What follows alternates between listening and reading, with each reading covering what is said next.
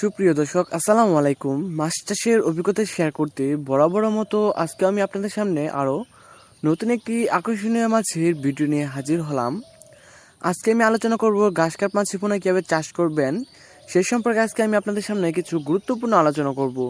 তো আমি আমার টপিকে যাওয়ার আগে বলে নিচ্ছি, আপনারা যদি আমার চ্যানেলে নতুন মেম্বার হয়ে থাকেন এখনই সাবস্ক্রাইব করে নেন এবং লাইক বাটনে লাইক দিয়ে ভিডিওটি শেষ পর্যন্ত দেখুন, কারণ আপনি যদি ভিডিওটি শেষ পর্যন্ত না দেখুন তাহলে ভিডিওর ভিতরে কিছু গুরুত্বপূর্ণ টপিক থেকে যাবে, যা থেকে যদি আপনি বঞ্চিত হন তাহলে আপনি মাছ চাষ সম্পর্কে বিস্তারিত জানতে পারবেন না।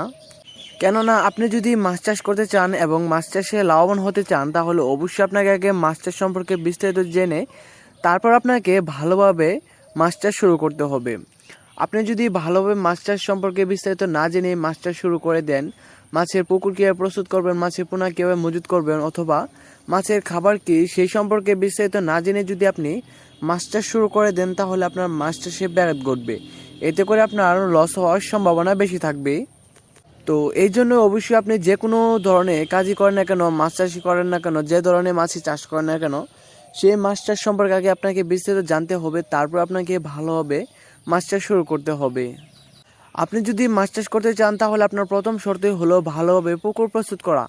মাছ চাষের সবচেয়ে গুরুত্বপূর্ণ বিষয় হলো মাছের পুকুর প্রস্তুত করা এবং মাছের পোনা মজুত করা।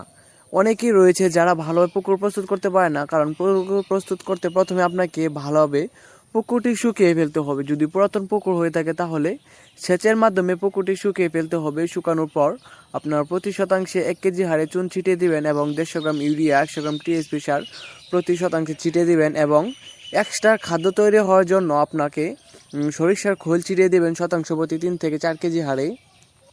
এটা দিলে আপনার এক্সট্রা খাদ্য তৈরি হবে প্লান্ট। তো এটা দিলে ভালো হয়। আর অনেকে রয়েছে নতুন চাষিরা যারা আপনার মাছ ভালোভাবে মজুত করতে পারে না। আপনি যখন মাছের পোনা পুকুরে মজুত করবেন তখন অনেকেই ভুল করে থাকে যে মাছের আপনার ঘনত্ব বেশি করে মাছের মজুত করে দেয়, মাছের ঘনত্ব বেশি করে মাছের পোনা মজুত করে। তো এই বিষয়টা অবশ্যই খেয়াল রাখবেন যেন কোনো প্রকারে মাছের ঘনত্ব বেশি না হয়ে যায়, স্বাভাবিক ঘনত্বে মাছের পোনা মজুত করবেন। কারণ আপনার যদি ঘনত্ব বেশি হয়ে যায় এতে করে আপনার মাছ দৌড়াদৌড়ি করতে পারবে না, এক জায়গা থেকে আরেক জায়গায় যেতে পারবে না, এতে আপনার মাছের গ্রোথ আসবে না। এই জন্য আপনি স্বাভাবিক ঘনত্বের মাছের পোনাগুলো যখন মজুত করবেন তখন স্বাভাবিক ঘনত্বের মাছের পোনাগুলো মজুত করবেন, যাতে করে আপনার মাছগুলো তাড়াতাড়ি বড় হয়ে যেতে পারে, এক জায়গা থেকে আরেক জায়গায় দৌড়াদৌড়ি করে মাছের গ্রোথ তাড়াতাড়ি আসতে পারে। তো মাছ চাষি বন্ধুরা, আজকের ভিডিওটি এ পর্যন্তই।